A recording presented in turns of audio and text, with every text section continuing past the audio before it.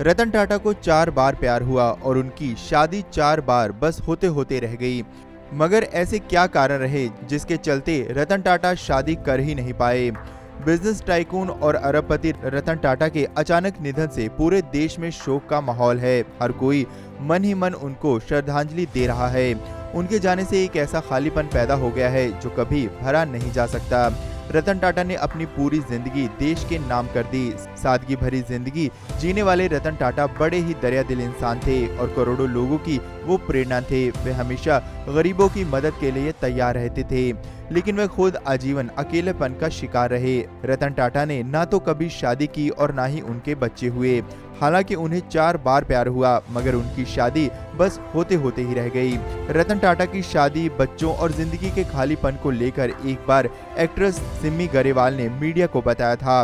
रतन टाटा ने कभी सिमी गरेवाल को डेट किया था। दोनों रिलेशनशिप में रहे थे और ये खुलासा खुद सिमी गरेवाल ने साल 2011 में एक इंटरव्यू के दौरान किया था। पर कुछ समय बाद उनका रिश्ता टूट गया। हालांकि रतन टाटा और सिमी गरेवाल ब्रेकअप के बाद भी अच्छे दोस्त बने रहे। एक इंटरव्यू के दौरान सिमी गरेवाल ने रतन टाटा से पूछा था कि उन्होंने कभी शादी क्यों नहीं की। जवाब में रतन टाटा जी ने कहा कि बहुत सारी चीजें हुई, उन्होंने मुझे शादी करने से रोक दिया।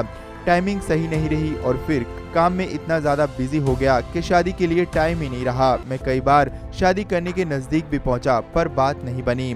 रतन टाटा ने यह भी बताया कि उन्हें 4 बार प्यार हुआ और बात शादी तक पहुंचती पहुंचती बस रह गई।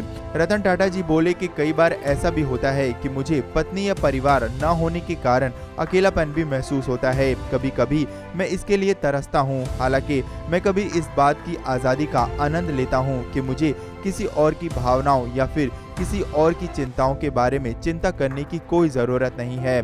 वहीं रतन टाटा जी ने एक और इंटरव्यू में एक बार अपने पहले प्यार के बारे में भी खुलासा किया था। उन्होंने बताया था कि मैं लॉस एंजलिस में था, मुझे प्यार हुआ और मेरी लगभग शादी होने ही वाली थी, लेकिन उसी समय मैंने वापस जाने का निर्णय कर लिया था क्योंकि मैं लगभग 7 साल से अपनी दादी से दूर रहा था। रतन टाटा जी ने आगे यह कहा कि दादी की तबीयत ठीक नहीं थी, इसीलिए मैं उनसे मिलने वापस आया और सोचा कि जिससे मैं शादी करना चाहता हूं वह मेरे साथ भारत आएगी। लेकिन साल 1962 में भारत और चीन के युद्ध के कारण उसके माता पिता उसके इस कदम से सहमत नहीं थे और रिश्ता यहीं पर टूट गया, जिनकी वजह से रतन टाटा जी की कभी शादी नहीं हुई। वे आजीवन अकेले ही रहे, मगर फिर भी उन्होंने जिंदगी में ऐसे काम किए कि हर किसी की दुआएं उनके साथ हैं। आज बेशक रतन टाटा जी इस दुनिया में नहीं है, मगर वे हमेशा सभी के दिलों में रहेंगे।